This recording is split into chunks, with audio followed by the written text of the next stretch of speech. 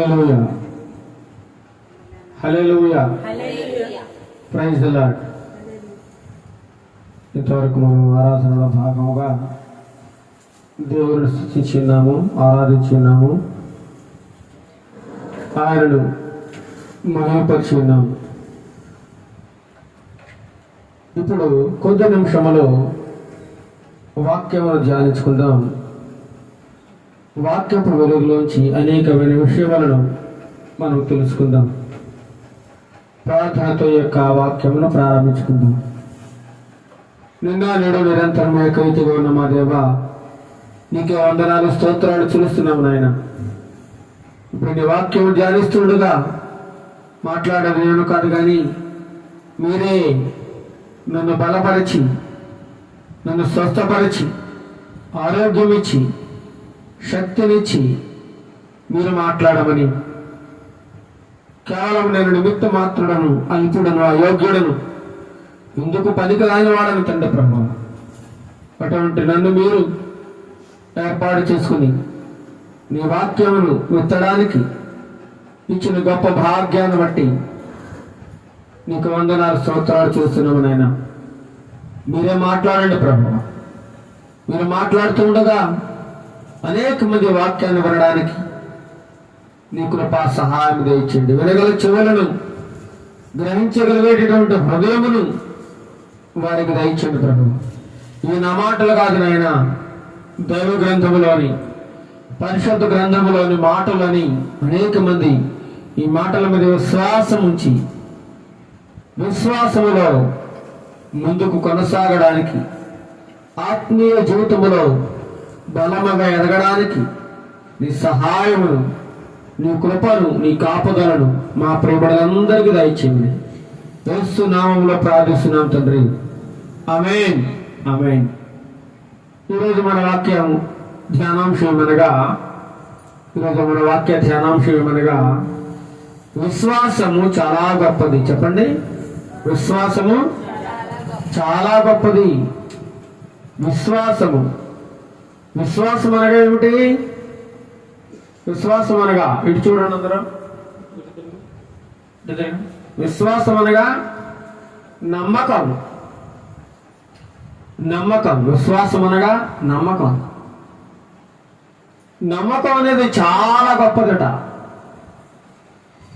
నమ్మకం లేకపోతే మనం దేవునికి ఏమాత్రం కూడా ఇష్టలుగా ఉండలేము.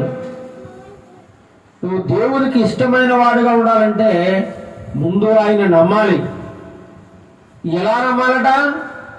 పరిపూర్ణంగా నమ్మాలి. సగం సగం నమ్మితే కుదరదు. ఇక మన ఇంట్లో మనుషులను నమ్మినట్లుగా, మన ఇంట్లో కుటుంబ సభ్యులను నమ్మినట్లుగా యేసుక్రీస్తు ప్రభువును నమ్మితే కుదరదు. ఆయన మీద చాలా నమ్మకంగా జీవించాలి. చాలా గొప్ప విశ్వాసం ఉండాలండి.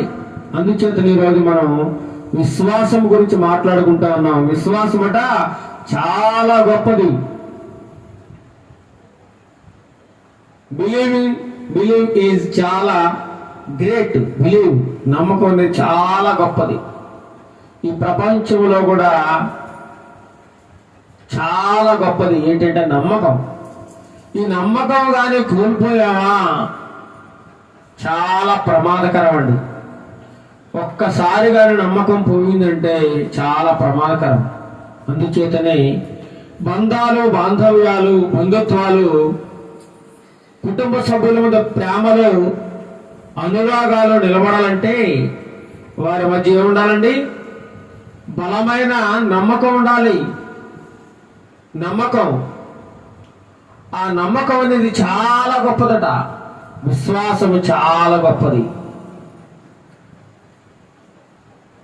మరి ఈనాడు మేము యేసు ప్రభువును నమ్ముకుంటున్నాము, ఆరాధిస్తున్నాము, చర్చికి వెళుతున్నాము, వాక్యాన్ని ధ్యానిస్తున్నాము అని మనం అంటున్నాం తప్ప ఆయన మీద పరిపూర్ణమైన విశ్వాసం లేదండి.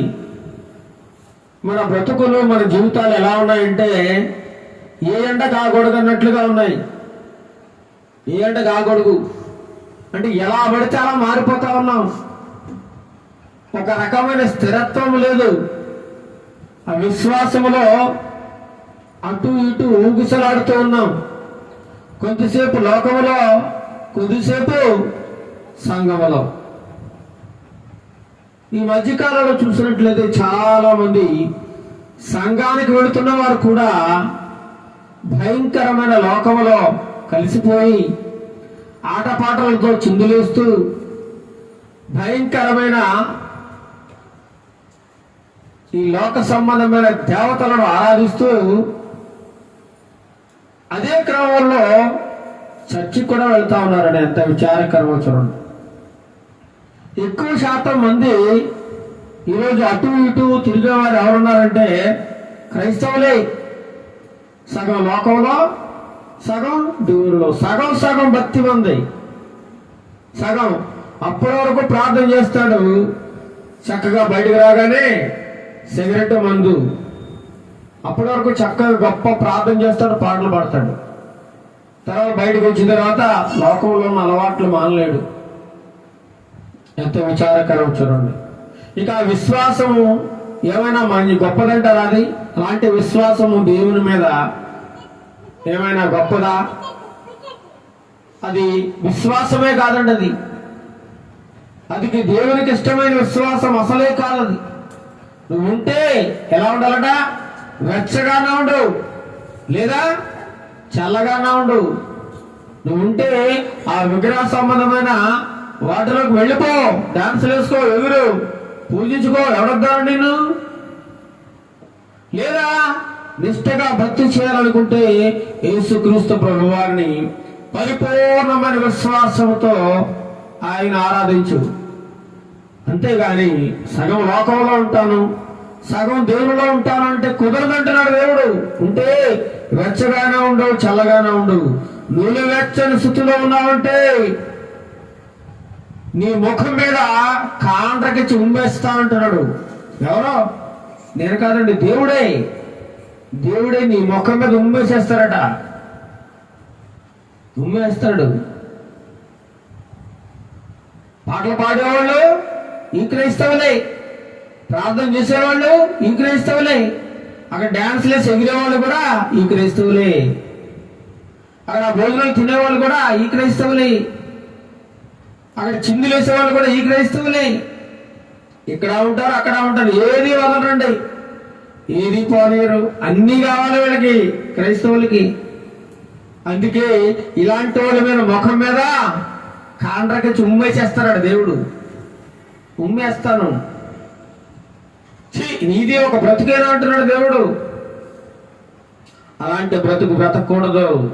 ఉంటే పరిపూర్ణమైన క్రైస్తవుడిగాన బ్రతుకు, లేదా అన్యుడిగాన బ్రతుకు. అన్యుడిగాన బ్రతుకు.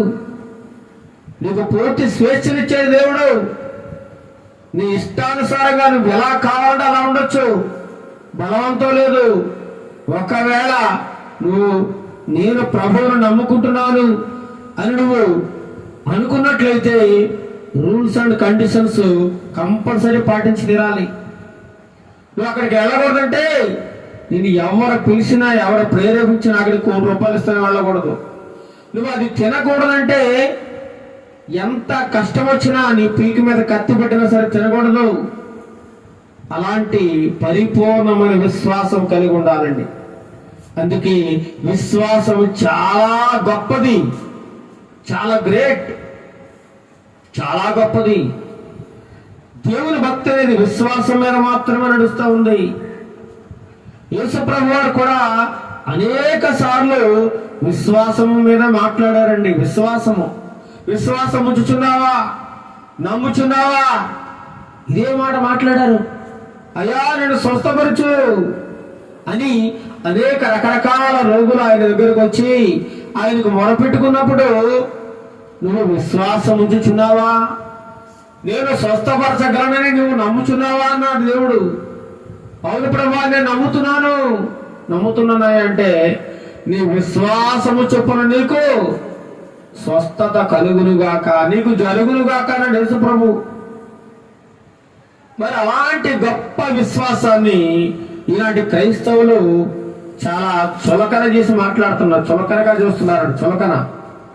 చులకన భావం అయిపోయింది. దేవుని భక్తి అంటే చాలా చీప్ అయిపోయింది. అనేక మందికి నటిస్తూ ఉన్నారండి. అన్నిట్లో ఉంటారు, అన్నిట్లోనూ అన్నీ కావాలి. మళ్ళీ ఆదివారం వస్తే భక్తి పరులా నటిస్తున్నారు. భక్తి పరులు తెల్ల బట్టలు వేసుకుంటే కాదు, పైన నీ హృదయం తెల్లగా ఉండాలట.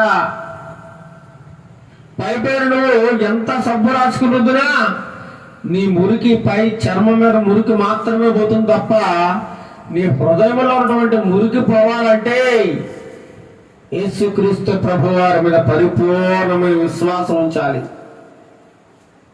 అటు ఇటు ఉండడానికి వీల్లేదు. 50-50 అంటే దేవుడికి నచ్చదు. సగం భక్తి అసలే కుదరదు. ఏదైనా దేవునికి ఇవ్వాల్సిందన్నా పరిపూర్ణంగా ఇవ్వాలి. దేవుని నమ్మాలన్నా పరిపూర్ణంగా నమ్మాలి. దేవుని కోసమే బ్రతకాలి. అలాంటి వారంటే దేవునికి చాలా ఇష్టమట.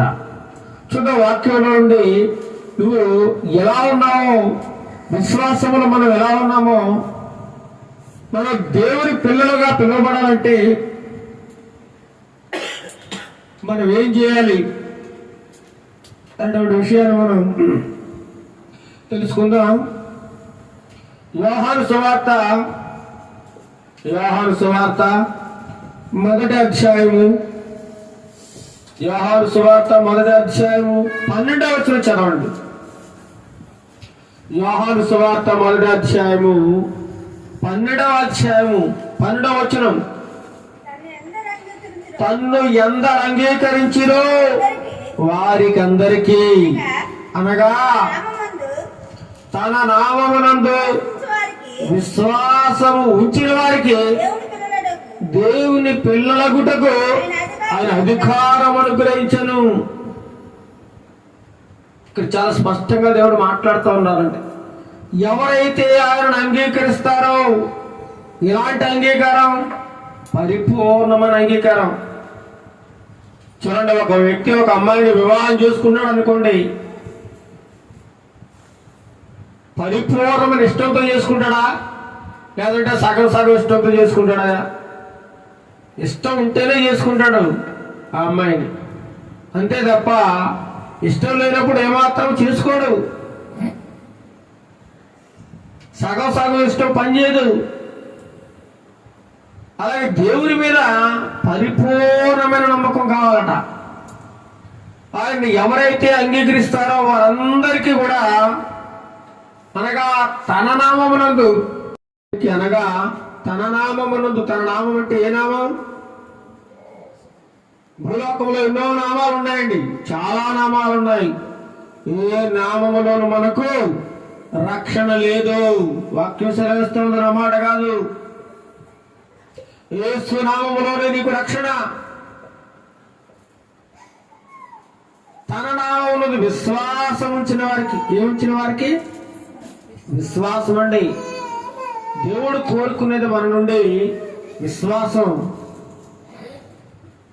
ఒక భర్త తన భార్య నుండి కోరుకున్నది ఏంటంటే విశ్వాసం. నా భార్య నన్ను పరిపూర్ణంగా నమ్మాలి. అదేవిధంగా ఆ భార్య అనుకుంటుంది, నా భర్త నన్ను పరిపూర్ణంగా నమ్మాలి. నమ్మకంతో ఆ యొక్క బంధం కొనసాగుతూ ఉంటుందండి. జీవితాంతం వరకు ఆ నమ్మకం అలాగే ఉండిపోవాలి. కానీ ఈనాడు చాలా మంది, చాలా కుటుంబాల్లో చూసినట్లయితే నమ్మకం లేదండి, నమ్మకాలు లేవు. చాలా కుటుంబాల్లో నమ్మకాలు లేవు. భర్త భార్యను మోసం చేస్తా ఉంది, భార్య భర్తను మోసం చేస్తా ఉంది, తల్లిదండ్రులు పిల్లలు మోసం చేస్తా ఉన్నారు.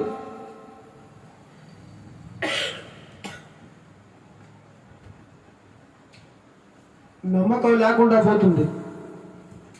ఎవరిని నమ్మాలో ఎవరిని నమ్మకూడదో అర్థం కాని పరిస్థితుల్లో ఉన్నాం మనం.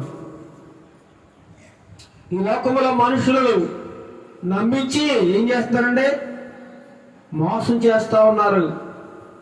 నమ్మించి మోసం చేస్తా ఉన్నారు. మొన్నటికి మొన్న భయంకరమైన వార్తలు వింటా ఉన్నాం. రోజు భయంకరమైన వార్తలు. ఒక స్నేహితుడు ఆమె చక్కగా తన చదువులో ఫస్ట్ ర్యాంక్ సంపాదించి మంచి ఉన్నతమైన మార్కులతో పాస్ అయిందట. పాస్ అవడమే కాకుండా ఆ అమ్మాయి మంచి ఉద్యోగం కూడా సంపాదించిందట. అయితే ఆమెకు కొంతమంది స్నేహితులు వారు ఏమడిగారట, నీకు ఇంత మంచి ఉద్యోగం వచ్చింది కదా, నీకు మంచి ఉన్నతమైన చదువుకున్నావు కాబట్టి నీకు ఉద్యోగం వచ్చిన శుభ సందర్భంలో మాకేమివ్వాలి? పార్టీ ఇవ్వాలి మాకు. మమ్మల్ని అందరి ఒక చోట స్నేహితులందరినీ పిలిచి పార్టీ ఇవ్వాలని ఒక 2 స్నేహితులు అడిగారట, మాకు స్పెషల్ పార్టీ కావాలని. అయితే ఆ 2 స్నేహితులు కూడా తనతో కలిసి చదువుకున్న వారే అని ఈమె వారిని నమ్మింది. సరే, నా స్నేహితులే కదా పార్టీ అడుగుతున్నారని చెప్పి ఒక హోటల్కి తీసుకెళ్ళి ఒక రూమ్ కేటాయించుకుని అందులో చక్కగా తినడానికి కావాల్సినటువంటి అన్ని ఆహార పదార్థాలు ఆర్డర్ ఇచ్చిందట. స్నేహితులు అడిగారు కదా, వారి సంతోషాన్ని ఎందుకు కాదనాలి? నాకు ఉద్యోగం వచ్చిన సందర్భంగా వారికి ఇస్తే తప్పే ఉంది అని ఆ అమ్మాయి ఆ 2 స్నేహితులను నమ్మి వారితో వెళ్ళిందట. వెళ్ళిన తర్వాత చక్కగా అన్ని వారు తిన్నారు. వారు ఏం చేశారండి? చక్కగా వారన్నీ తిన్నారు. ఆ అమ్మాయిని నమ్మించి అక్కడికి రప్పించి పథకం ప్రకారంగా ఆ యొక్క కూల్ డ్రింక్లో మత్తు మందు కలిపి ఆమెకి తాగించి ఆ 2 కలిసి ఆ అమ్మాయిని పాడు చేశారట. నమ్మకం ఏమైందో చూడండి.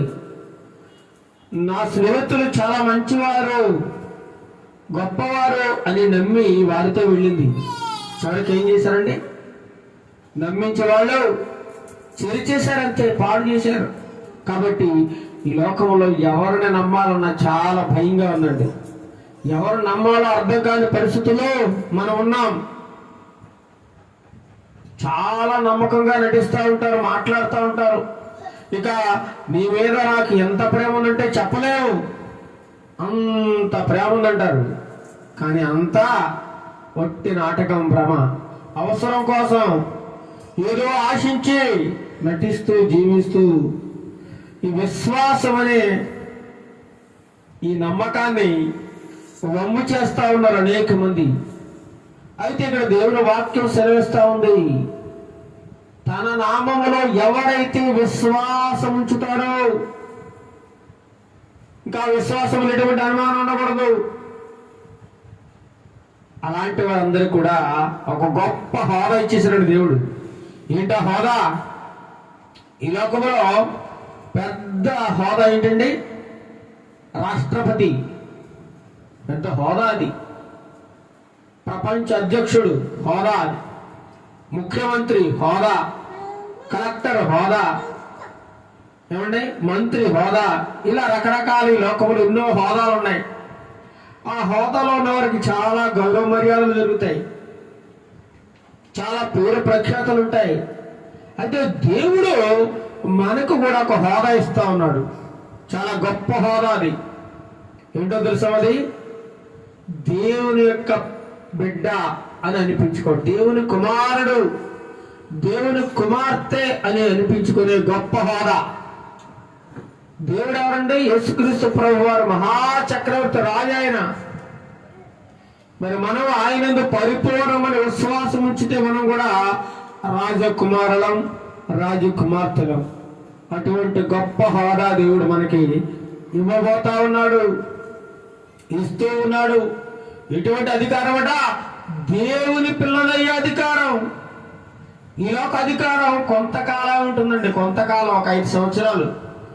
మళ్ళీ ఆ ముఖ్యమంత్రి పదవి దిగిపోయిన తర్వాత అతన్ని ఎవరు పట్టించుకోరు, ఎవరు లెక్క చేయరు, ఎవరు పట్టించుకోరండి. కొంతకాలం మట్టుకే ఈ లోకంలో హోదా, కలెక్టర్ ఉద్యోగం అయినా, లేకపోతే ఎంపీ అయినా, కలెక్టర్, ముఖ్యమంత్రి అయినా, ప్రధానమంత్రి అయినా, రాష్ట్రపతి అయినా కొంతకాలం వరకు ఈ హోదాలు. ఆ ఉద్యోగంలో ఉన్నంత వరకు నిన్ను ఎవరైనా లెక్క చేస్తాడు, పట్టించుకుంటాడు, నీకు విలువిస్తాడు. తర్వాత మళ్ళీ నీకు విలువేముండదు, నిన్నెవడో పట్టించుకోడు. కానీ ఇక్కడ దేవుడు మనకు గొప్ప హోదా ఇస్తా ఉన్నాడు. కేవలం ఆయన మీద బలమైన విశ్వాసం ఉంచితే చాలు, ఆయనను పూర్తిగా నమ్మితే చాలు.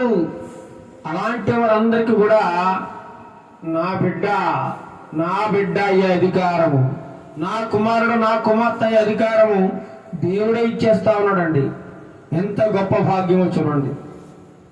మరి ఈ అధికారం నువ్వు నేను మనందరం పొందుకోవాలంటే మనకి ఏముండాలట? దేవుని మీద బలమైన విశ్వాసం ఉండాలి. ఏ గాలి వచ్చినా గుట్టుకోకూడదు, అలాంటి విశ్వాసం ఉండాలి. ఏ వరద వచ్చినా గుట్టుకోకూడదు. ఏ డబ్బు ఆశ చూపించినా ఆ విశ్వాసాన్ని వదలకూడదు. ఈ మధ్య చాలా మంది డబ్బు ఆశ చూపిస్తే యేసుక్రీస్తు ప్రభువుని వదిలేసి మళ్ళీ ఇంకో దేవుడు నమ్ముకుంటున్నారండి. డబ్బు చూపిస్తే ఇంకా అది ఏం భక్తే చూడండి, ఎంత విచారకరమో. ఇందులో చందులోకి అందులో చిందులోకి జంప్ చేస్తా ఉన్నారు. చూడు, మంత్రులు, ఎమ్మెల్యేలు జంప్ అవుతారు చూసారు, పార్టీలు మారుతూ ఉంటారు. అలాగే ఈనాటి క్రైస్తవులు కూడా కొంతకాలం క్రైస్తవులుగా ఉంటున్నారు. ఇందులో ఏం వర్కౌట్ అవ్వకపోతే, ఏదైనా శ్రమలు రాగానే, ఏదైనా కష్టాలు రాగానే, అయ్యో ఇందులోకి వచ్చిన తర్వాత మాకు కష్టాలు ఎక్కువైపోయి అందులో ఉన్నంతసేపు ఏదీ లేదు, హాయిగా ఉండేవాళ్ళని చెప్పి మళ్ళీ అందులోకి వెళ్ళిపోతున్నారు పాత జీవితంలోకి. అంటే అటు ఇటు ఊగుతలాడుతూ ఉన్నారు తప్ప బలమైన విశ్వాసం అంటే ఎవరికి లేదు. అందుకే ఆయనని ఎవరైతే అంగీకరిస్తారో వారందరికీ, అనగా తన నామమునందు విశ్వాసం ఉంచిన వారికి, యేసుక్రీస్తు నామములో ఎవరైతే విశ్వాసం ఉంచుతారో, బలమైన విశ్వాసం, అలాంటి వారందరికీ కూడా దేవుని పిల్లలు, దేవుని కుమారులు, దేవుని కుమార్తెలయ్యే గొప్ప అధికారం, హోదా ఇచ్చేస్తానంటున్నాడు. హోదా, అలాంటి హోదా మనం పొందుకోవాలా పొందుకోకూడదు చెప్పండి? పొందుకోవాలంటే ఆయన మీద విశ్వాసం చాలా చాలా ఉండాలి. ఈ లోకాన్ని కానీ, అందుకే అంటాడు, ఈ లోకంలో ఉన్న వాటి అన్నిటికంటే, నీ భార్య కంటే, నీ పిల్లల కంటే, నీ భర్త కంటే, అందరికంటే దేవుణ్ణి ఎక్కువగా ప్రేమించాలట. దేవుని మీద ఎక్కువ నమ్మకం ఉంచాలి, ఎక్కువ విశ్వాసం ఉండాలి. ఆ దేవుని తర్వాత ఇంకెవరైనా అనేంతగా మనం విశ్వాసాన్ని పెంచుకోవాలి. అందుకే విశ్వాసం చాలా గొప్పది. దాన్ని చులకన చేసి పాడేస్తా ఉన్నారు ఈనాటి క్రైస్తవులు, అవమానం పాలు చేస్తా ఉన్నారు. వీధుల్లో ఎగురుతూ ఉన్నారు తాగేసి క్రైస్తవులండి. ఎంత విచారకరమో చూడండి. ఆదివారం చర్చిలో పాటలు పాడుతూ ఉన్నారు, వీధుల్లో తాగి డ్యాన్సులు వేస్తూ ఉన్నారు. ఎంత విచారకరమో చూడండి.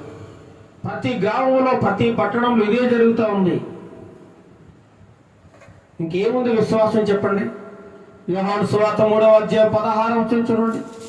యోహాను సువార్త 3వ అధ్యాయము 16వ వచనం చూసినట్లయితే, దేవుడు లోకమును ఎంతో ప్రేమించినట. ఎంతంటే ఇంకా అంతు లేదు. ఆయన ప్రేమకు కొలత లేదండి, అంతగా ప్రేమిస్తా ఉన్నాడు. లోకం అంటే ఎవరు? మనమే, మనుషులు. లోకం అంటే మట్టి, చెట్లు, పుట్లో కాదండి, మానవులైన మనం. లోకంలో జీవిస్తున్న మనలను, మనుషులను దేవుడు ఎంతగానో ప్రేమిస్తున్నాడంట. నువ్వు నేను అంటే ఆయనకి ఎంతో ఇష్టం, ఎంతో ప్రేమ. ఎందుకంటే ఆయన చేతులతో చేసుకున్నాడండి నిన్ను నన్ను. ఈ సృష్టిలో ఉన్న ప్రతి దాన్ని నోటుతో పలుకుగాక కలుగుగాక అన్నాడు. నిన్ను నన్ను తన సొంత చేతులతో చెక్కుకున్నాడు. అందుచేతనే నువ్వు నేనంటే ఆయనకి చాలా ఇష్టం, చాలా ప్రేమ. ఈ లోకంలో అంత ప్రేమ ఎవరూ ప్రేమించలేదు. నీకోసం ఎవరండి ప్రాణం పెట్టేవాళ్ళు? ఎవరైనా ఉన్నారా? ఈ లోకంలో నీకోసం ప్రాణం పెట్టేవారు ఎవరైనా ఉన్నారా? నోటి మాటతో చెబుతారు, నువ్వంటే నాకు చచ్చేంత ప్రేమ అంటారు. చచ్చేంత ప్రేమట. తీరా చచ్చిపోయే అవకాశం వస్తే చావడ పారిపోతాడు. ఆమె కూడా చావదు, పారిపోద్ది. కానీ వట్టి మాటలు వెళ్ళాయి, అంత మోసకరమైన మాటలు. కానీ దేవుని మాటలు అలాంటివి కాదండి. దేవుడు లోకములు ఎంతో ప్రేమించే, ఎంతో అంటే దానికి అంతు లేదు, అనంతము అనంతము. ఎంత ప్రేమ చండి నీ మీద నా మీద, దుర్మార్గులమైన నీ మీద నా మీద, పాపులమైన నీ మీద నా మీద, మన అందరి మీద ఎంత ప్రేమ ఆయనకి. మనం నాశనం అయిపోకూడదని, నశించిపోకూడదని, నరకానికి పోకూడదని ఆయన నిత్యము మనను ప్రేమిస్తూనే ఉన్నాడు, ప్రేమిస్తూనే ఉన్నాడు. పిల్లలు కాగా చదవండి.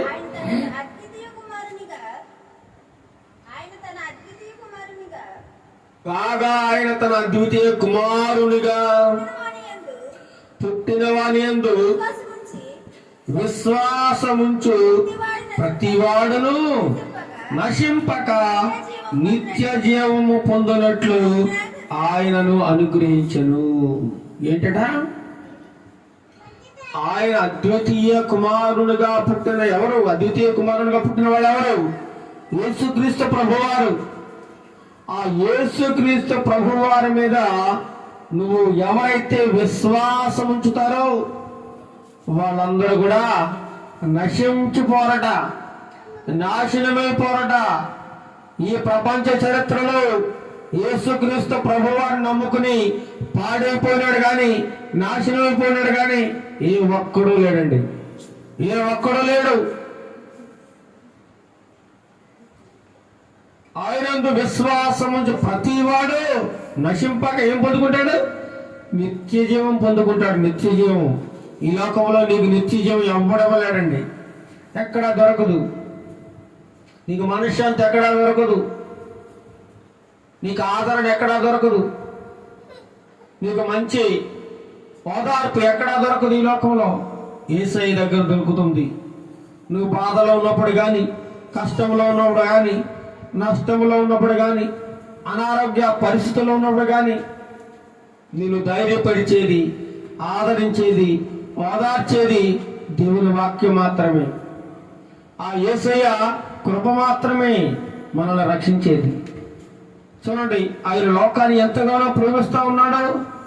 ఆయన అనగా తన అద్వితీయ కుమారునిగా పుట్టిన వారి యందు ఎవరైతే విశ్వాసం ఉంచుతాడో, విశ్వాసం ఉంచుతారు. విశ్వాసం అండి, ఆయన కోరుకున్నది విశ్వాసము, నీ నుండి నా నుండి. అలా ఎవరైతే విశ్వాసం ఉంచు ప్రతి వాడును నశింపక ఏం పొందుకుంటాడు? నిత్య జీవం పొందుకోవడానికి ఆయన అనుగ్రహిస్తాడు. నిత్య జీవం. ఆ నిత్య జీవం ఎవడో కొనుక్కుంటే రాదది. ఎన్ని కోట్లు పెట్టుకున్నా, ఎన్ని లక్షలు పెట్టినా ఆ నిత్య జీవం నీకు దొరకదు. మరి ఎలా దొరుకుతుంది? ఆయనను నమ్మడం ద్వారా.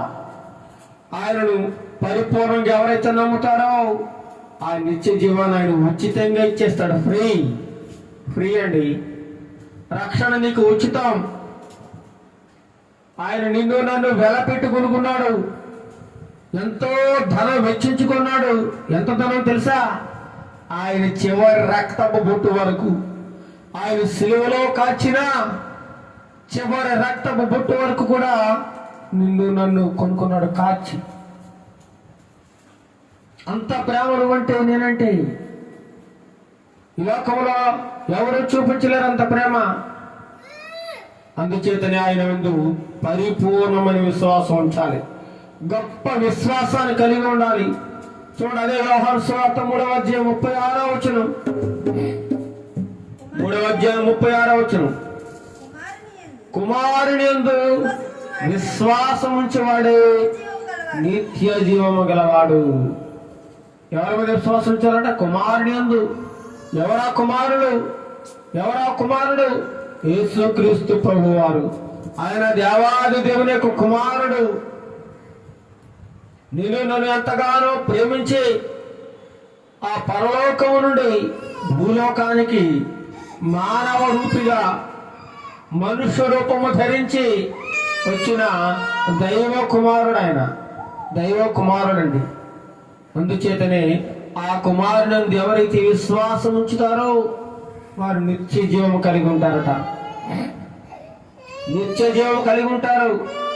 కుమారుడికి విధేయుడు కానివాడు ఏమైపోతాడట? జీవం చూడడం. కానీ వాడి మీదకి ఏమొస్తుందో తెలుసా? దేవుని ఉగ్రత వస్తుంది. ఉగ్రతకు పాత్రుడైపోతాడు. ప్రియ సహోదరులారా, దేవుని పిల్లలారా, ఎవరైతే ఆయన విశ్వాసం ఉంచకుండా సగం భక్తి చేస్తూ సగం లోకంలో సగం ఇందులో ఎవరైతే ఉంటారో అలాంటి వారు ఉగ్రత పాలైపోతారట. ఉగ్రత ఉంటే అలాగనే ఉంటే ఎలాగనే ఉండు, అటు ఇటు ఉందామంటే ఏమాత్రం దేవుడు యాక్సెప్ట్ చేయడం, అంగీకరించడు. ఆ కుమారుని ఎవరైతే విశ్వాసం ఉంచుతారో అలాంటి వారు అందరూ నిత్య జీవం పొందుకుంటారు. కుమారుడికి ఎవరైతే విధేయత చూపించరో, ఎవరైతే నమ్మకం కలిగి ఉండరో, సగం భక్తి ఎవరైతే చేస్తారో వాళ్ళందరూ కూడా ఉగ్రత పాలైపోతారు. దేవుడు ఉగ్రత రాబోతా ఉంది. దేవుడు తన రెండవ రాకడలో ఆయన భూమి మీదకి రాబోతా ఉన్నాడు. కాబట్టి ఆయన ఉగ్రత మనం గురి కాకుండా, ఆయన ఉగ్రతకు గురి కాకుండా ఉండాలంటే ఈరోజే ఆయనను బలమైన నమ్మకం కలిగి ఆయన మీద ఆశ పెట్టుకుని బ్రతకాలి. బలమైన విశ్వాసం కలిగి జీవించాలని. చూద్దాం ఇంకొక మాట. యోహాను సువార్త 6:41. యోహాను సువార్త 6:41 కూడా అక్కడ గొప్ప మాట వ్రాయబడి ఉంది. కాబట్టి నేను పరలోకము నుండి దిగి వచ్చిన 6:41 చదువుతున్నారా? కాబట్టి నేను పరలోకము నుండి దిగి వచ్చిన ఆహారమని ఆయన చెప్పినందున యూదులు ఆయన్ని గురించి ఏం చేస్తున్నారు? సణుక్కుంటా ఉన్నారట. ఏం చేస్తున్నారు? సణుక్కుంటా ఉన్నారు. నేను పరలోకం నుంచి దిగి వచ్చిన ఆహారాన్నయ్యా. మీరేమనుకుంటున్నారు? పరలోకం నుండి దిగి వచ్చిన ఆహారం నేను అనగానే వాళ్ళందరూ కూడా సణుక్కుంటా ఉన్నారు. 40 చదవండి. కుమారుని చూచి ఆయన విశ్వాసం ఉంచు ప్రతివాడును నిత్య జీవం పొందుటే నా తండ్రి చేత నిత్యం. అంచెతను వాడిని ఏం చేస్తాడట? నేను లేపుతా. నువ్వు చచ్చిపోయినా సరే మళ్ళీ లేస్తావు. యేసు ప్రభు ఈ లోకానికి వచ్చినప్పుడు ఏం చేస్తారట?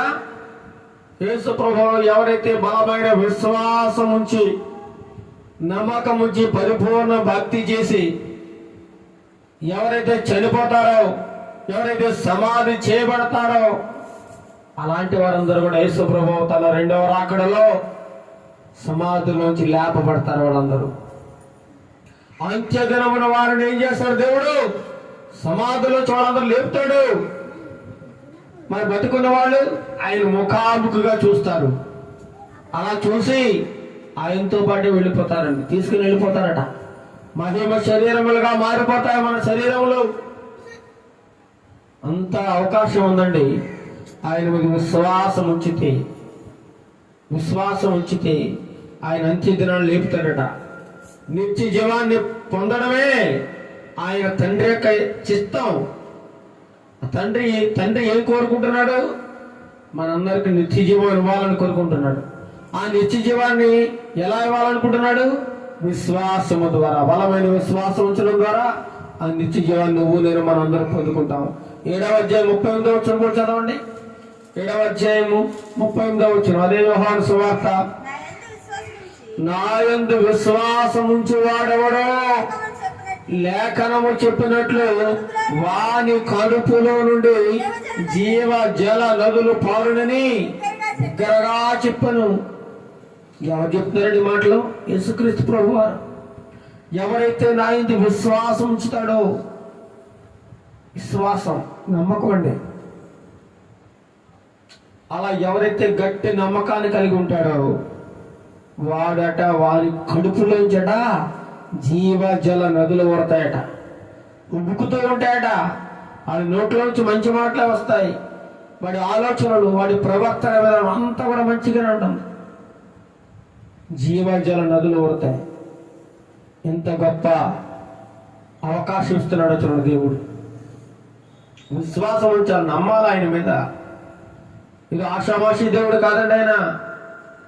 ఆయన ప్రతిదీ చూస్తా ఉన్నాడు, ప్రతిదీ వింటా ఉన్నాడు. నువ్వు నేను ఎలా జీవిస్తున్నామో, ఎలా ప్రవర్తిస్తున్నావు ప్రతి ఒక్కటి కనిపెడతా ఉన్నాడు. నువ్వు చేసే వెకిలి చేష్టలు, పిచ్చి డాన్సులు అన్నీ చూస్తూ ఉన్నాడు. నువ్వు ఆదివారం చర్చిలో పడే పాటలు చూస్తూ ఉన్నాడు. బయట వచ్చి తాగి తందనాలాడి డ్యాన్సులు వేసి ఆ సన్నివేశాన్ని కూడా చూస్తూ ఉన్నాడు దేవుడు. నువ్వు లోకములు ఎవరి కళ్ళైనా కప్పగలమేమో కానీ దేవాది దేవుని కళ్ళు కప్పలేము. యోహాను సువార్త 11:25 11:25 కూడా గొప్ప మాట రాయబడి ఉంది. అందుకు యేసు పునరుత్థానమును జీవమును నేనే, నా యందు విశ్వాసముంచువాడు చనిపోయినను బ్రతుకును. ఎవరి గురించి చెప్తున్నాడండి? ఎవరు? లాజరు చనిపోయాడు. ఎన్ని రోజులు అయిపోయింది? లాజరు చనిపోయి 4 రోజులు అయిపోయిందండి. 4 రోజులు చనిపోయిన తర్వాత ఈరోజు చనిపోతే రేపుడికి శవం కుళ్ళిపోయే అవకాశం ఉంది. వాసన కొడుతూ ఉంటాడు గంట గంటకి కూడా. అలాంటిది లాజరును ఎవరండి చనిపోయినప్పుడు సమాధి చేశారట. యేసుప్రభువు వారి కబురు పెట్టారు. సహోదరుడు కబురు పెట్టారు. సహోదరి మార్తా మరియలు ఏం చేశారండి? కబురు పెట్టారు. అయినా ప్రభువారు రాలేదని చెప్పి చూసి సమాధి చేశారు. 4 రోజులు అయిపోయింది. 4 రోజుల తర్వాత వచ్చారండి యేసు ప్రభు వారు. అప్పుడు అంటాను మార్తమ్మ 21 మార్త ఏమంటుంది యేసుతో, ప్రభువా నువ్వు ఇక్కడ ఉంటే చాలు, నా సహోదరుడు చావకుండా ఉండను ప్రభు. అప్పుడు నేను కబురు పెట్టాను చూసారా, అప్పుడే నువ్వు వచ్చుంటే చనిపోకుండా ఉండనేమో. ఇప్పుడు వచ్చావు, అంతా అయిపోయింది. ఇంకా చనిపోయాడు, సమాధి చేసా, 4 రోజులు అయిపోయింది. ఇంకెందుకు? పురుగులు పట్టేస్తాయి శవానికి. అప్పుడు అంటున్నాడు యేసు ప్రభు, యేసు నీ సహోదరుడు మరలా లేచునని ఆమెతో చెప్పాడట. అమ్మా మార్త, నువ్వేం భయపడకు, నీ సహోదరుడు మరలా లేస్తాడు సమాధిలోంచి. అప్పుడు ఆమంటుందట, అవునయ్యా, ఎప్పుడో అంత్యదినములు ఎప్పుడో లేస్తాడు, పునరుత్థానంలో లేస్తాడు, అప్పుడు నాకు తెలిసిన ఆ విషయం అంటుంది. అప్పుడు యేసు ప్రభువు పునరుత్థానములు జీవములు నేనే, నా యందు విశ్వాసం ఉంచేవాడు చనిపోయినాడు ఏం చేస్తాడు? బతుకుతాడు. నువ్వు నమ్మంతే అంటున్నాడు. తర్వాత బ్రతికి నా యందు విశ్వాసం ఉంచు ప్రతివాడు ఎన్నడూ నువ్వు చనిపోడు. ఈ మాట నమ్ముచున్నావా? యేసు ప్రభు నన్ను అడుగుతా, నమ్ముచున్నావా? నేను దేవుణ్ణి నమ్ముతున్నావా? నేను స్వస్థపరచగలను నమ్ముతున్నావా? నీ వ్యాధిని తీసేయగలను నమ్ముతున్నావా? నీ అప్పుల సమస్య పోతుందో నువ్వు నమ్ముతున్నావా? నీ రోగం పోతుందో నువ్వు నమ్ముచున్నావా? నమ్మకోలేదు. నమ్మకోలేదండి. ఎక్కడెక్కడికో పరిగెడతా ఉంటాం, ఏవేవో చూపించుకుంటా ఉంటాం, నమ్మకోలేదు. ఆ పూగులు కట్టేస్తాం, ఈ పూగులు కట్టేస్తాం, ఆ మంత్రాలు వేపిస్తాం, ఈ మంత్రాలు వేపిస్తారు, ఎక్కడెక్కడో చూపిస్తూ ఉంటారు తప్ప యేసు ప్రభువుని మాత్రం నమ్మరన్నాడు. అయ్యో, యేసు ప్రభు స్వస్థపరచగలడు, ఈయన ఎలాగైనా బ్రతికించగలడు అని నమ్మకోలేక ఎక్కడెక్కడో పరిగెడతా ఉంటారు. అందుకే మాత్రం ఈ మాట నమ్ముచున్నావా అని ఆమెను అడిగినప్పుడు ఆమె ఏమంటుందో, అవును ప్రభువా నమ్ముచున్నాను. తర్వాత యేసు ప్రభు వారు ఏం చేశారంటే ఆ సమాధి దగ్గరికి వెళ్ళి ఆ రాయిని పక్కకి పొర్లించమన్నారు. ఆ చనిపోయినప్పుడు ప్రభువారు కూడా కన్నీళ్లు కార్చారట, లాజరు చనిపోయాడని. ఆ రాయి అవి తీసేయగానే యేసు ప్రభు వారు ఏమన్నారండి? యేసు ప్రభు, లాజరు బయటికి రా. ఒకే ఒక్క మాట అండి, ఒకే ఒక్క మాట. ఆ మాటలో ఎంత శక్తి ఉందంటే, ఎంత పవర్ఫుల్ వర్డ్ అది. ప్రపంచంలో ఎవరికి లేదు అటువంటి శక్తి. చచ్చిపోయాడిని పేరు పెట్టి పిలిచి బయటికి రానేవాడు ఎవరున్నారు చెప్పండి? ఈ లోకంలో ఎవరు లేరు. బయటికి రా, పేరుతో సహా లాజరు బయటికి రాని గట్టిగా కేకేశాడు యేసుప్రభు వారు. వెంటనే చనిపోయినాడు. అప్పటికే 4 రోజులు అయిపోయింది. కాళ్ళు చేతులు వస్త్రాలు చుట్టేసి కట్టేశారు చక్కగా తెల్లబడ్డలతోటి. ఇప్పుడు ఆ కాళ్ళు చేతులు కట్టబడిన వాడై ఆ ప్రేత వస్త్రంతో బయటకు వచ్చేసారట. అతను ముఖంలో కట్టి రుమాలు కట్టేసారు ముఖానికి. అప్పుడు యేసు, అతను కట్లిప్పండి అయ్యా, కట్లిప్పాడు. చక్కగా నడుచుకుంటూ యేసే దగ్గరికి వచ్చాడు. ఎంత గొప్ప విశ్వాసం చూడండి, ఎంత గొప్ప విశ్వాసం. యేసునందు విశ్వాసం ఉంచితే ఎన్నో గొప్ప అద్భుతమైన కార్యాలు మనం చూడగలం. ఈరోజు మనం గొప్ప గొప్ప కార్యాలు మన కుటుంబాల్లో చూడలేకపోతున్నామంటే విశ్వాసం లేదు. పరిపూర్ణమైన విశ్వాసం, బలమైన విశ్వాసం లేదు. చూడండి, అదే యోహాను సువార్త 12:46లో 12:46, నా యందు విశ్వాసం ఉంచేవాడు, నా యందు విశ్వాసం ఉంచి ప్రతివాడు చీకటిలో నిలిచి ఉండకూడనట్లు నేను ఈ లోకమునకు వెలుగుగా వచ్చి ఉన్నాను. వెలుగు, ఆయన లోకమునకు వెలుగండి. ఒకవేళ నీలో నాలో మనందులో చీకటి బ్రతుకు ఏమన్నా ఇంకా ఉంటే ఆయన ఇప్పుడే మనం ఆహ్వానిస్తే మన బ్రతుకులు వెలుగుమయంగా మారిపోతాయి. మనలో ఉండే చీకటి శక్తులన్నీ తొలగిపోతాయి. మనలో ఉన్న అంధకారం అంతా తొలగిపోతుంది. మన సమస్యలు, బాధలు, అప్పులు, రోగములు ఇవన్నీ కూడా తొలగిపోతాయంతే యేసయ్యను మనం ఆహ్వానిస్తే. అపోస్తుల కార్యములు 10:43 చూడండి. అపోస్తుల కార్యములు 10:43.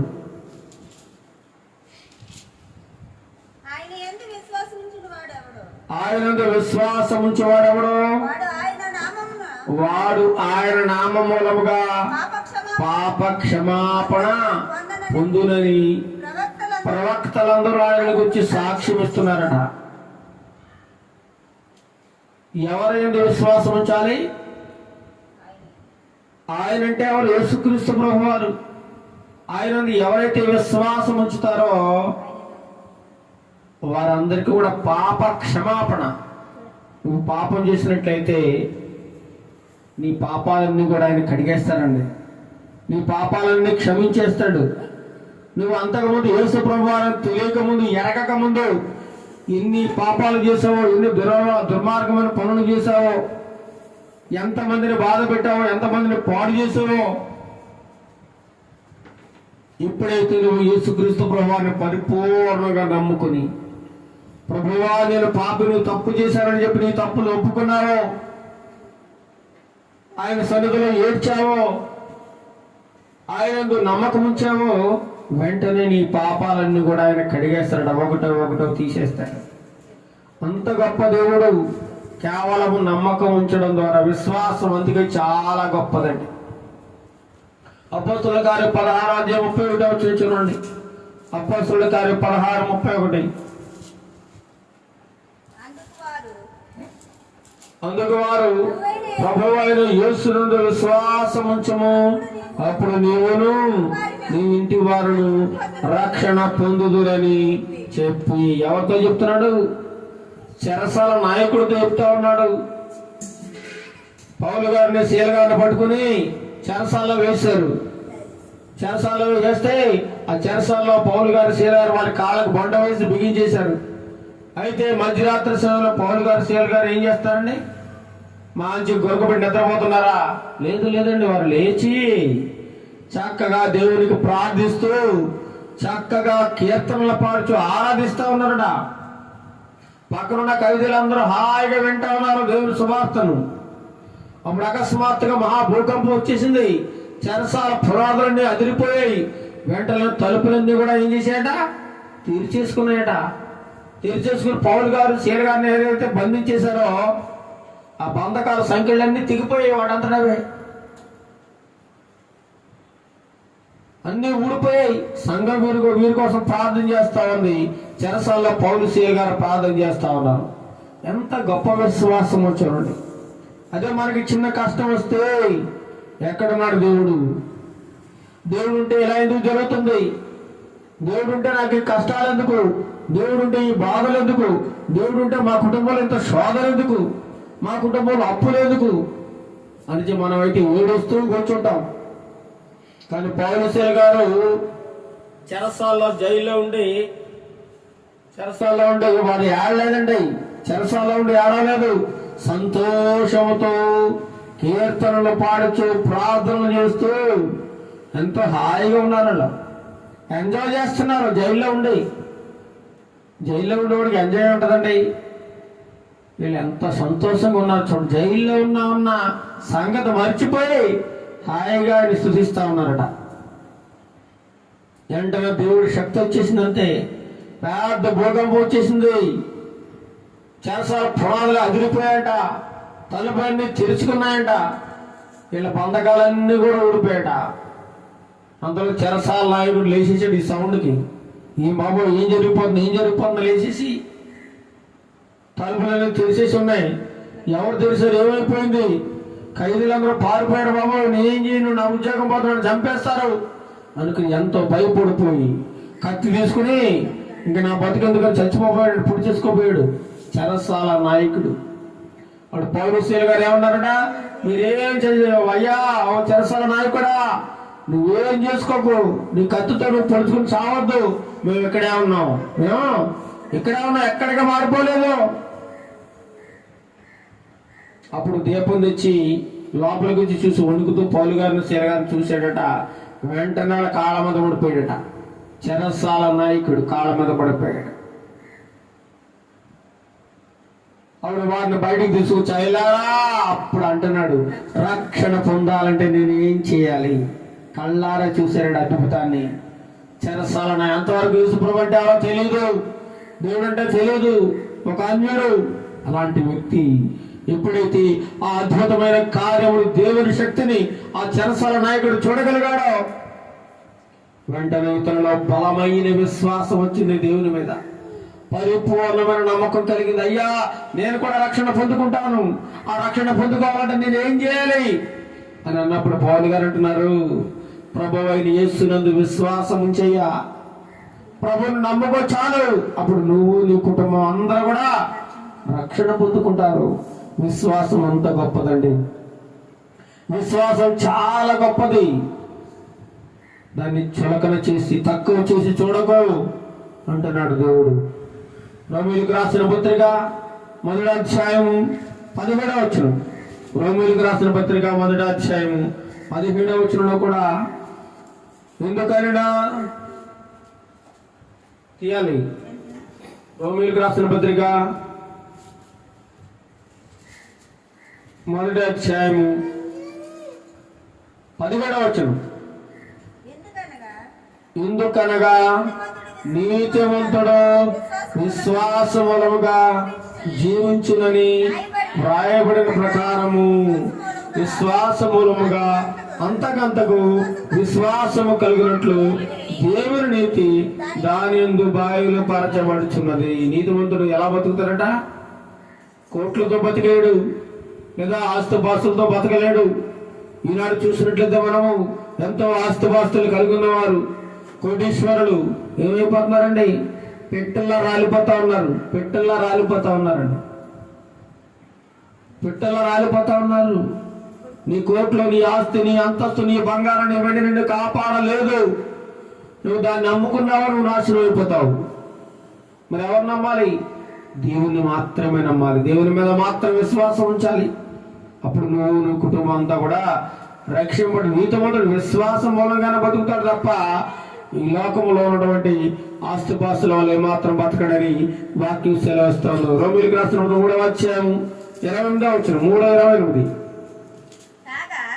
కాగా ధర్మశాస్త్ర సంబంధమైన క్రియలు లేకుండా విశ్వాసం వలననే మనుషులు నీతిమంతులుగా తీర్చబడుచున్నారని చూస్తున్నాము. ఆ కాలంలో ధర్మశాస్త్ర ప్రకారం ఎవరైతే నడుచుకుంటాడో వాడే నీతివంతుడు.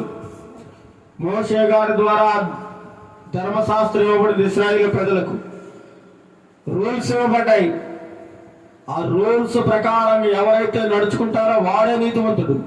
కానీ యేసు ప్రభువు వారు వచ్చిన తర్వాత ఎవరైతే ఆయన నమ్ముతారో, ఆయన నమ్మితే చాలండి, నీతివంతులు అయిపోతారు. ఆయన నమ్మితే చాలు, నమ్మితే చాలు నీవు ఏంటి పొందుకుంటావు రక్షణ. నమ్మితే చాలండి, నమ్మితే చాలు. నువ్వేమి డబ్బు ఇవ్వద్దు, దశ భాగాలు ఇవ్వద్దు, ఆయనకి లక్షలు కుమ్మరించొద్దు, నువ్వు భోజనాలు పెట్టద్దు, కొబ్బరికాయలు కొట్టద్దు, నైవేద్యం ఏది ఇవ్వద్దు. నీ నుంచి ఆయన ఏది ఆశించడం లేదు. జస్ట్ నువ్వు నమ్మితే చాలు, నమ్మితే చాలండి. నువ్వు ఆయనకే కొన్ని లక్షల రూపాయలు ఖర్చు పెట్టి విందులు విలాసాలు చేయాల్సిన అవసరం లేదు, ఊరేగింపులు చేయాల్సిన అవసరం లేదు. ఏది కోరుకోడాయన కేవలం ఆయన నమ్ముకుంటే చాలు, నీకు రక్షణ కలుగుతుంది. నమ్మాలండి. అదే రోమీయులకు రాసిన 10వ అధ్యాయం 11వ వచనం చూడండి. 10-11 ముగించుకుందాం. 10వ అధ్యాయం 11వ వచనంలో ఏమనగా ఆయనందు విశ్వాసముంచు వాడెవడను సిగ్గుపడని లేఖనం చెబుతూ దేవుని వాక్యం ఏం వస్తుందట. ఎవడైతే దేవుని మీద విశ్వాసం నమ్మకం ఉంచుతాడో వాడు ఎప్పుడు సిగ్గుపడ్డా. ఈ లోకంలో నిన్ను అవమానించచ్చు, హేళనగా చూడొచ్చు, కానీ నువ్వు దేవుని పరిపూర్ణ విశ్వాసం కలిగి జీవిస్తే దేవుడు నిన్ను సిగ్గుపడనీయుడు. ఎవరైతే నేను హేళన చేస్తున్నారో, ఎవరైతే నేను అవమానపరుస్తున్నారో, ఎవరైతే చులకనగా చూస్తున్నారో వారిని దేవుడు నవ్వుల పాలు చేస్తాడు, నవ్వుల పాలు చేసేస్తాడు. నేను వాళ్ళందరి ముందు హెచ్చిస్తాడు. అందుకే ఆయన నిన్ను తలగా చేస్తాడు కానీ తోకగా చేయడు. తల అంటే ముందుంటావు, అన్నింటిలో ముందుంటావు. అఫ్టైర్ పైన ఉంటావు, అంతే, అందరికంటే పైన ఉంటావు. అదే రోమీయులకు రాసిన పత్రిక 10వ అధ్యాయం 17వ వచనం చదువుకున్నాము. చదవండి. 10వ అధ్యాయం 17. మరియు లేఖనము 17 10వ అధ్యాయం 17వ వచనం రోమీయులు.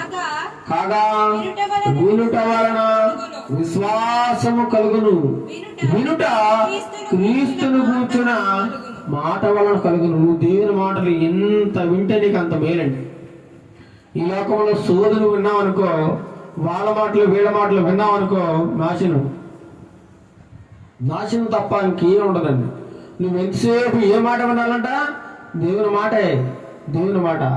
నేను ఒక వీడియో చూశాను. ఈరోజు మనం బెడ్రూమ్లో సెల్ ఫోను, బాత్రూంలో సెల్ ఫోను, చదువుకుంటూ సెల్ ఫోను, నడుస్తూ సెల్ ఫోను, కూర్చుంటూ సెల్ ఫోను, ఎక్కడుంటే అక్కడ సెల్ ఫోన్ వాడుతూ ఉన్నాం. అదే సెల్ ఫోన్ ప్లేస్లో దేవుని వాక్యం పెట్టండి, నీ జీవితం ఎంత అద్భుతంగా ఉంటుందో అని ఒక సందేశాత్మకమైన వీడియోని చూశాను. చాలా సంతోషం అనిపించింది. ప్రతి చోట సెల్ ఫోన్ వాడుతున్నారు, కానీ ప్రతి చోట దేవుని వాక్యాన్ని వాడటం లేదు. నడుస్తూ, కూర్చుంటూ, లేస్తూ ఎక్కడైనా సరే దేవుని వాక్యం నీతో ఉన్నట్లయితే నువ్వు చాలా గొప్పవాడే. కాగా వినుట వలన విశ్వాసము కలుగును. వినుట ఎవరిని గురించి వినాలట? క్రీస్తుని కూర్చున్న మాట వలన నీకు గొప్ప విశ్వాసం కలుగుతుంది. దేవుని మాటలంటే నీకు నమ్మకం కలుగుతుంది. వాక్యం ఉంటే దేవుని మీద నీకు నమ్మకం కలుగుతుంది. నువ్వు మొండిగా నీ చెవులు దురద చెవులతోటి ఈ వాక్యాన్ని వినకుండా హేళనగా ఎగతాళిగా నువ్వు చూసినట్లయితే నీకు తప్పదు నిత్య నాశనం. ఆ దినం నిన్నెవ్వడ కాపాడాడు. ఇంకా పొలమని రొమ్ము కొట్టుకుని బాధపడి ఏడ్చినా ఉపయోగం ఉండదండి, ఫలితం ఉండదు.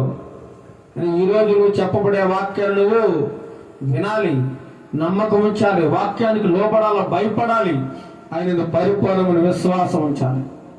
1 కొరింథీయులకు రాసిన పత్రిక 2వ అధ్యాయము 4వ వచనం చూడండి. 2వ అధ్యాయం 4వ వచనం.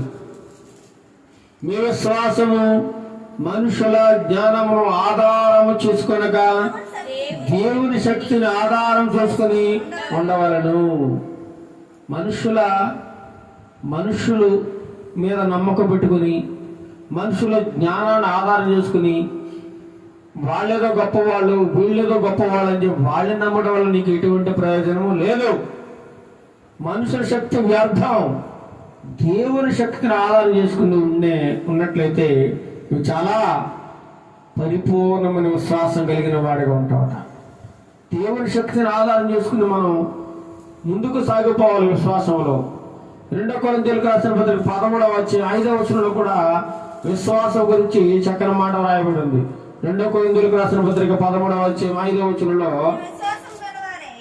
మీరు విశ్వాసం గలవారే ఉన్నారో లేదో మిమ్మల్ని మీరే శోధించుకొని చూచుకోండి, మిమ్మల్ని మీరే పరీక్షించుకోండి. నేను విశ్వాసంలో ఉన్నానా లేదా? నాలో దేవుని గురించిన బలమైన విశ్వాసం ఉండాలి. ఒక్కసారి నువ్వు పరీక్షించుకో, టెస్టింగ్ చేసుకో, తెలిసిపోద్ది. నువ్వు ఎలాంటి వాడో నీకే అర్థమైపోద్ది. నువ్వు ఏ పరిస్థితుల్లో ఉన్నావో, నువ్వు ఎలాంటి స్థితిలో బ్రతుకుతున్నావో, లోకాన్ని నమ్మించాలని చూస్తున్నావా, మనుషులను నమ్మించాలని చూస్తున్నావా, మనుషులను మెప్పుకోరు వెళుతున్నావా? వాళ్ళు వెళుతున్నా నేను వెళితే చాలు, బైబిల్ పట్టుకున్నంత మాత్రాన పరలోక రాజ్యం దొరుకుతుంది ఎవరికి? బైబిల్ పట్టుకుని వాక్యం చెప్పినంత మాత్రాన పరలోక రాజ్యం దొరకదు. బైబిల్ పట్టుకుని పాటలు పాడినంత మాత్రాన పరలోక రాజ్యం దొరకదు. బైబిల్ పట్టుకుని ప్రార్థన చేసినంత మాత్రాన పరలోక రాజ్యం దొరకదు. తప్ప కానీ ఆయనలో ఏముండాలట? పరిపూర్ణమైన విశ్వాసం కలిగి ఉండాలి. అలాంటి విశ్వాసం కలిగి జీవిస్తున్నామో లేదో నేను పరీక్షించుకోవాలి, నువ్వు పరీక్షించుకోవాలి, మనందరం పరీక్షించుకోవాలి. లేదంటే మనం భ్రష్టులైపోతాం. అలాంటి భ్రష్టత్వానికి మనం లోను కాకుండా ఉండాలంట. ఇంకా చూద్దామా? అబ్రహాము విశ్వాసమును బట్టి ఎలా తీర్పు తీర్చబడ్డాడు? నీతిమంతుడండి. విశ్వాసంలో తండ్రి ఎవరు? అబ్రహాము ఎక్కడో అన్య దేశంలో ఉన్నాడండి. దేవుడిని ఎరగని వాడండి. దేవుడు ఒక్క మాట పిలిచాడంతే, వెంటనే ఆ మాటకు లోపడ్డాడు. దేవుని మాట మీద నమ్మకం పెట్టుకున్నాడు. అబ్రహామాలే, నీ బంధువుల్ని, నీ ఇంటి అందరిని వదిలేసాయి, నేను చూపించే దేశానికి వెళ్ళిపో అన్నాడంటే ఒక మాట. ఎందుకు వెళ్ళాలి ప్రభా? అయ్యో, నా ఆస్తి ఏంటి, నా అంతస్తు ఏంటి, నా బంధువులేంటి, నా బంధువర్గం ఏంటి, ఇవన్నీ వదిలేసి నేను ఎక్కడికి వెళ్ళాలి? నేను రాను, లేదంటే నాకు కొంచెం సమయం కావాలి అని అడగలేదు. ఉన్న పళంగా బయలుదేరిపోయాడంతే, ఉన్న పళంగా. అలా దేవుని మాట అలా వచ్చిందో లేదో, వెంటనే దేవుని మాట మీద నమ్మకం పెట్టుకున్నాడు. వెంటనే లేచి దేవుడు ఎక్కడికైతే వెళ్ళమన్నాడు అక్కడికి బయలుదేరిపోయాడు. అందును బట్టి దేవుడు అబ్రహామును విశ్వాసులకు తండ్రిగా చేశారట. అబ్రహమా, నీకు ఒక్కగానొక్క కొడుకుని నాకు బలిచ్చేయాలయ్యా, ఇవ్వగలమా? ఏంటి ప్రభా, ఇందుకైనా నాకు కుమారుడు వచ్చింది, నీకు బలి ఇవ్వడానికా అని అనలేదు. సరే ప్రభా, నేను బలి ఇచ్చేస్తాను. ఎంత విశ్వాసం చూడండి. కన్నా కొడుకుని ఎవరైనా బలి ఇవ్వగలరా? ఇచ్చేయడానికి సిద్ధపడిపోయాడు. అంత గొప్ప విశ్వాసం. అలాగే మనందరూ కూడా దేవుని కుమారులై ఉండాలంటే విశ్వాసం ద్వారా సాధ్యం అవుతుంది తప్ప మనం రక్షింపబడ్డామంటే ఎఫెసీయులకు రాసిన పత్రిక 2వ అధ్యాయము 8వ వచనం చూడండి. మనం ఎలా రక్షింపబడ్డాం అక్కడ రాయబడి ఉంది. ఎఫెసీయులకు రాసిన పత్రిక 2వ అధ్యాయము, మీరు విశ్వాసము ద్వారా కృపచేతనే రక్షింపబడి ఉన్నారు. ఇది మీ వలన కలిగినది కాదు, దేవుని వరమే. నేను రక్షింపబడ్డామంటే నువ్వేమి చెల్లించలేదు, నువ్వు డబ్బు ఏం కట్టలేదు, నేను డబ్బు కట్టలేదు రక్షణ పొందడానికి. ఆయన కృప ద్వారా ఉచితంగా మనల్ని రక్షించుకున్నాడు. ఆయన నమ్మడం ద్వారా మనల్ని రక్షించుకున్నాడు. మనం చేయాల్సింది ఒకే ఒక పని, నమ్మకం. విశ్వాసము, బలమైన విశ్వాసం కలిగి జీవించినప్పుడు విశ్వాసం ద్వారా మనం అందరూ రక్షింపబడతామట. దేవుని వరంగా మనకి దేవుడు ఇవ్వబోతా ఉన్నాడు. అదేవిధంగా ధనాపేక్ష సమస్తమైన కీడులకు మూలం. కొందరు దాన్ని ఆశించి డబ్బులో పడిపోయి విశ్వాసం నుంచి తొలగిపోతా ఉన్నారు. నానా బాధలు కొని తెచ్చుకుంటా ఉన్నారు. కొంతమంది అయితే తాము తాము పొడుచుకుని చచ్చిపోతా ఉన్నారట. డబ్బు కోసం అండి. విశ్వాస జీవితంలో ధనం వచ్చిందనుకోండి, విశ్వాసం తగ్గిపోద్ది. డబ్బు పెరిగే కొద్ది ఏం తగ్గిపోద్ది? విశ్వాసం తగ్గిపోద్ది. అందుకని నీకు ఎంత కావాలంత ఉంటే చాలు. నువ్వు హాయిగా సుఖంగా బ్రతకడానికి దేవుడు అందిస్తే ఆ ఇచ్చిందంతో తృప్తిపడాలి తప్ప నాకు అది కావాలి ఇది కావాలని గొంతమ కోరికలు మనం కొనడానికి వీలేదట. అలాగే విశ్వాసం నుండి హేబెలు కూడా కయీను కంటే శ్రేష్టమైన బలి దేవునికి అతను అర్పించాడు కాబట్టి దేవుడు అతను అర్పణ గురించి సాక్ష్యం ఇచ్చినప్పుడు అతడు ఆ విశ్వాసాన్ని బట్టి నీతిమంతుడుగా తీర్చబడ్డాడట. నోవా కూడా తన నీతిని బట్టి నీతిమంతుడిగా తీర్చబడ్డాడు. యోబు నీతిమంతుడిగా తీర్చబడ్డాడు. దానియేలు నీతిమంతుడిగా తీర్చబడ్డాడు. హనోకు మరణము చూడకుండానే నీతిమంతుడిగానే దేవుడి దగ్గరికి వెళ్ళిపోయాడట. ఎంత గొప్పవాడో చూడండి. చివరిగా చూద్దాం హెబ్రీయులకు రాసిన పత్రిక 11వ అధ్యాయము.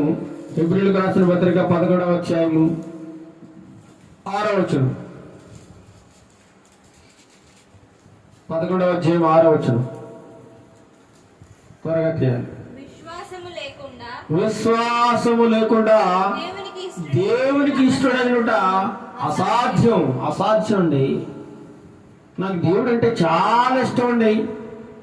ఆయన అంటే చాలా ఇష్టం అండి. నేను చాలా ప్రేమిస్తున్నానండి అని మనం అంటాం. కానీ దేవుడు ఏమంటాడు తెలుసా? విశ్వాసము లేకుండా నాకు నువ్వు ఇష్టడుగా ఉండలేవు. అంటే నాకు ఇష్టం ఉండదంతే. మనం ఒకరు నమ్మాలంటే మనం ఏం చేయాలంటే వాళ్ళ మీద నమ్మకం పెంచుకోవాలి. వాళ్ళ మీద ఎప్పుడైతే బలమైన నమ్మకం పెంచేసుకున్నామో వాళ్ళని పిచ్చిగా ప్రేమిస్తామన్నమాట. చాలా పిచ్చిగా. ఇక అంత పిచ్చి పెట్టుకోవాలి దేవుని మీద. ఇంక దేవుడే సమస్తము. దేవుడే. నువ్వు లేచినా నిద్రించినా పడుకున్నా ఎక్కడికి వెళ్ళినా దేవుడే. ఆయన మీద అలాంటి విశ్వాసం పెట్టుకున్నావు అనుకో, దేవుడు నిన్ను చాలా ఇష్టపడతాడట. దేవుడికి నువ్వు చాలా ఇష్టమైపోతావు. అందుకే దావీదును దేవుడు నా హృదయానుసారుడు అంటాడు. అబ్రహామును నా స్నేహితుడు అంటున్నాడు. అంతగా ఇష్టమైపోయారు వాళ్ళందరూ కూడా. మరి నువ్వు నేను దేవునికి ఎంత ఇష్టంగా ఉన్నామో ఒకసారి ఆలోచించుకోవాలి. మనల్ని దేవుడు ఇష్టపడుతున్నాడా లేకపోతే చీకొడుతున్నాడా ఒకసారి ఆలోచించుకోవాలి. విశ్వాసం లేకపోతే దేవుడికి ఇష్టంగా ఉండలేవు. అసాధ్యం, జరగని పనిది. నువ్వు ఎంతకాలం భక్తి చెయ్యి, ఎంతకాలం ఆరాధనకు వెళ్ళు, ఎంతకాలం వాక్యం చదువు, ఎంతకాలం ప్రార్థన చెయ్యి, దేవునికి ఇష్టం లేదు బ్రతికితే ఆయనకు నువ్వు ఎప్పటికీ ఇష్టంగా ఉండవట. లోకం నిన్ను మెచ్చుకోవచ్చు, లోకం నిన్ను పొగడొచ్చు, నీకు హోదాను బట్టి నీకు గౌరవ వేసి కుర్చీ వేయచ్చు. కానీ దేవుడు నీ ముఖం మీద ఉమ్మేయాలని చూస్తా ఉన్నాడు. అలాంటి బ్రతకొద్దని దేవుని వాక్యం సెలవిస్తా ఉన్నాడు. ఒకవేళ విశ్వాసమును బట్టి రాహాబు అనే వేశ్య ఏం చేసిందట? సహాయం చేసింది. వేగిల వారిని సమాధానంగా చేర్చుకున్నదట. ఆమె వేశ్యే, కానీ అక్కడ దేవుని బిడ్డలను కాపాడింది. దేవుని బిడ్డలకు ఆశ్రయం ఇచ్చింది. దాన్ని బట్టి ఆమె నశించిపోలేదట, నాశనం చేయలేదు. నువ్వు దేవునికి ఇష్టడుగా ఉండవు నువ్వు చేసే పనులు బట్టి. కాబట్టి సింహముల నోళ్లను కూడా ఆ విశ్వాసము ద్వారా, బలమైన విశ్వాసము దేవుని మీద కలిగి ఉన్నప్పుడు సింహాల నోళ్ళు కూడా ముంచేసారట. దానియేలు ద్వారా శత్రుకు మేషకు అగ్నిగుండంలోంచి బయటికి రాబడ్డారు విశ్వాసము ద్వారా. అలాంటి బలమైన విశ్వాసం. అందుకే యాకోబు రాసిన పత్రిక 1వ అధ్యాయం 6వ వచనం. యాకోబు రాసిన పత్రిక 1వ అధ్యాయము 6వ వచనం చూడండి.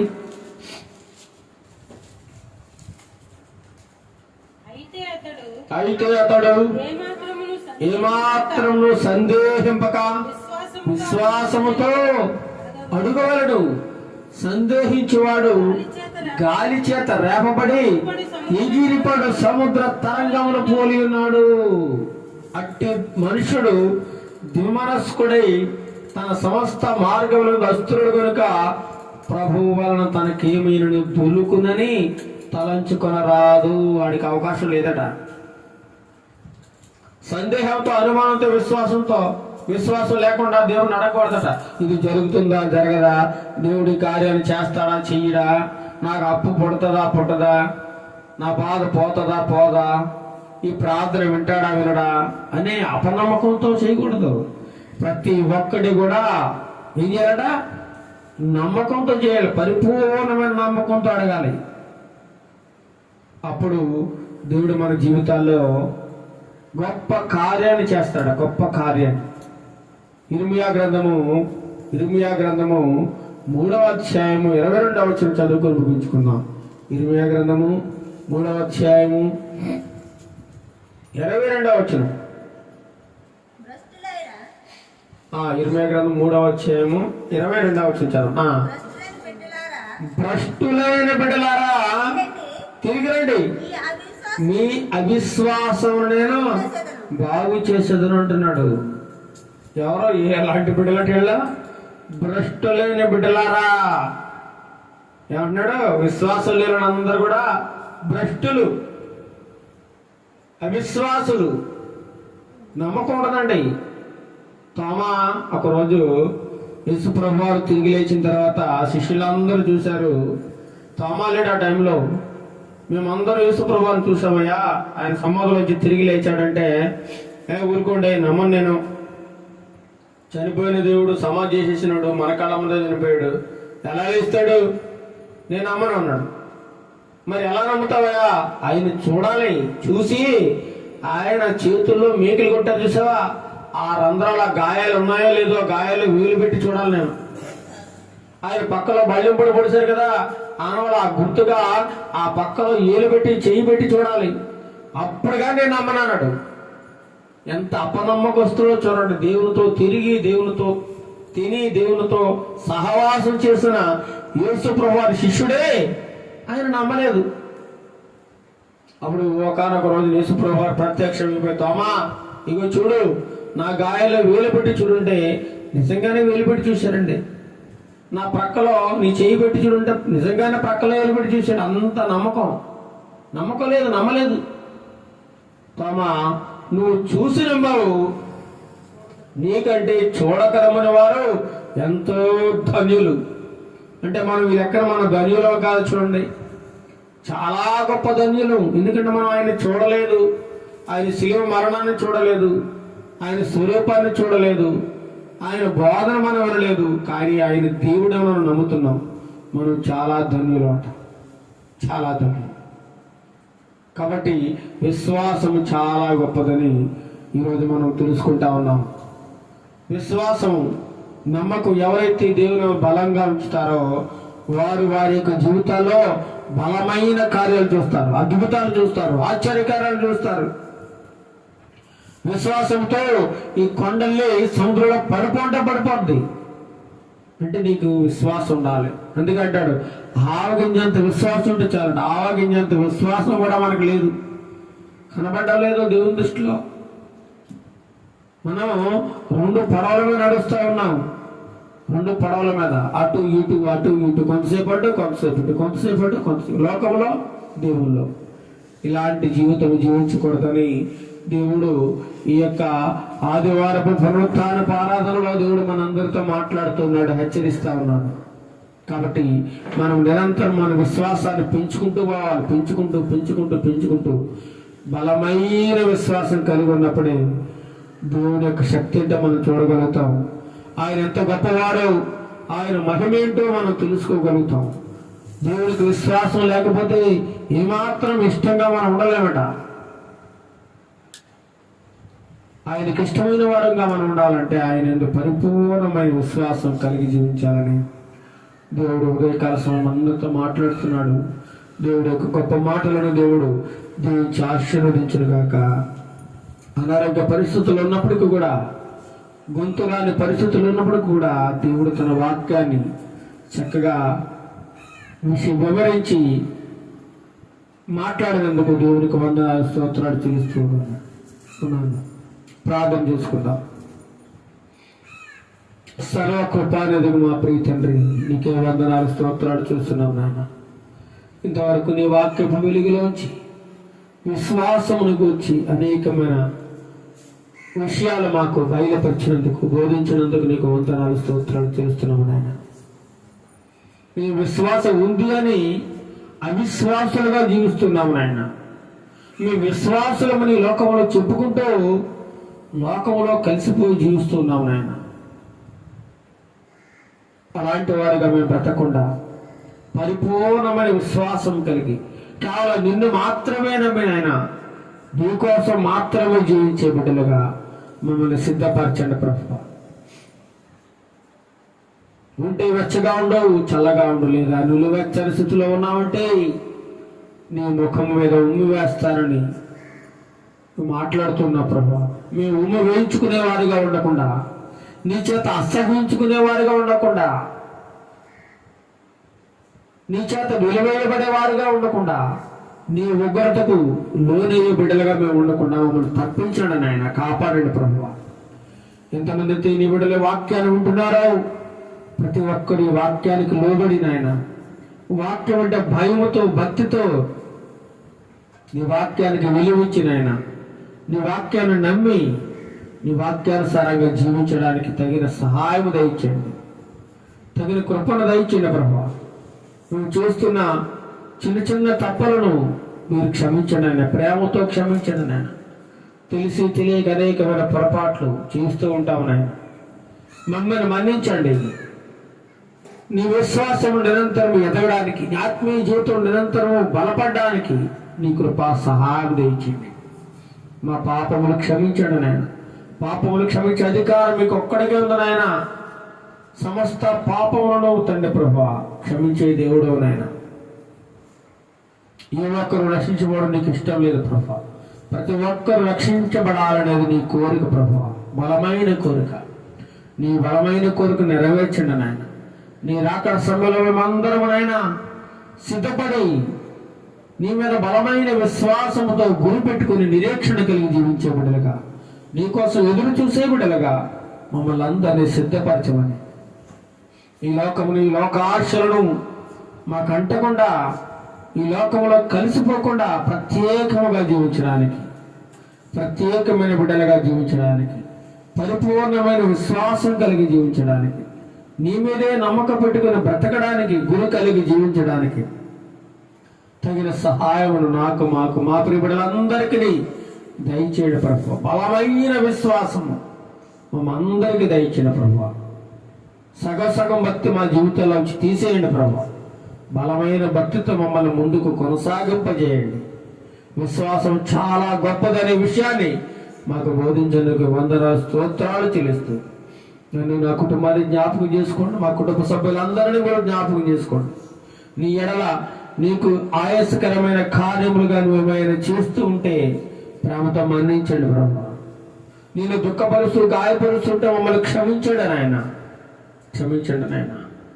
సమస్త పాపములను క్షమించే దేవుడు కాబట్టి, కనికరం చూపే దేవుడు కాబట్టి ప్రతి ఒక్కరిని కనికరించండి, ఆదరించండి, ప్రేమించండి, దయ చూపించండి. ప్రతి ఒక్క బిడ్డ మీద నీ యొక్క ఆశీర్వాదములు, దీవెనలు మెండుగా కుమ్మరించమని, ప్రతి ఒక్క కుటుంబానికి శాంతి సమాధానం దయచేయమని. ఈనాడు అనేక మంది తండ్రి ప్రభు వాక్యం చెప్పేవారికి తండ్రి ప్రభు దాసులుగా ఉంటున్నారు తప్ప నీకు దాసులుగా లేరు తండ్రి ప్రభు. పాస్టర్లు కానీ మా సన్మానిస్తూ గౌరవిస్తున్నారు తప్ప నిన్ను వెనకన పెట్టిస్తూ ఉన్నారు నాయన. అలాంటి వారితో మీరు మాట్లాడండి. వాక్యము ఎవరిదైనా వాక్యమైన సంగతి వారికి బయలుపరచండి ప్రభు. ముఖస్థుతి చేయకుండా నాయన కేవలము నీ మీద బలమైన విశ్వాసం పెట్టుకొని నీ కొరకై జీవించే బిడ్డలుగా మమ్మల్ని అందరినీ సిద్ధపరచమని, ఘనత మహిమ ప్రభావాలు ఊరే పొందుకొనమని, అనారోగ్యంగా నన్ను ముట్టమని, అంతేకాకుండా ఇంకా మా కుటుంబ సభ్యులు ఎవరైతే అనారోగ్యంగా వారిని అందరినీ ముట్టండి ప్రభు. ఇరుగు పొరుగు వారి కుటుంబాల్లో ఎవరైతే అనారోగ్య సమస్యలు వారందరినీ చక్కని ఆరోగ్యం దయచేసి ముట్టి స్వస్థపరిచి దీవించి ఆశీర్వదించండి. మా దేశమును, రాష్ట్రమును, దేశ ప్రజలందరినీ, ప్రపంచ దేశంలో ఉన్న ప్రజలందరినీ దీవించి ఆశీర్వదించమని, నీ రాకడ వరకు ఎదురు చూసే బిడ్డలుగా సిద్ధపరచమని యేసు నామములో ప్రార్థిస్తున్నాం తండ్రి, ఆమేన్. ఆమేన్. పరలోకమందున మా తండ్రి, నీ నామమును పరిశుభించబడును గాక, నీ రాజ్యం వచ్చును గాక, నీ చిత్తం పరలోకమును నెరవేర్చినట్లు భూమి మీద నెరవేరును గాక. మాకు కావలసిన అనుదినాహారం మాకు దయచేము. మా రుణస్థులను మేము క్షమించినట్టుగా మా రుణములను క్షమించము. మమ్మల్ని శోధనల నుండి తేక కీళ్ల నుండి తప్పించము. ఎందుకంటే రాజ్యము బలము మహిమ నిరంతరము నీవే ఉన్నావు తండ్రి.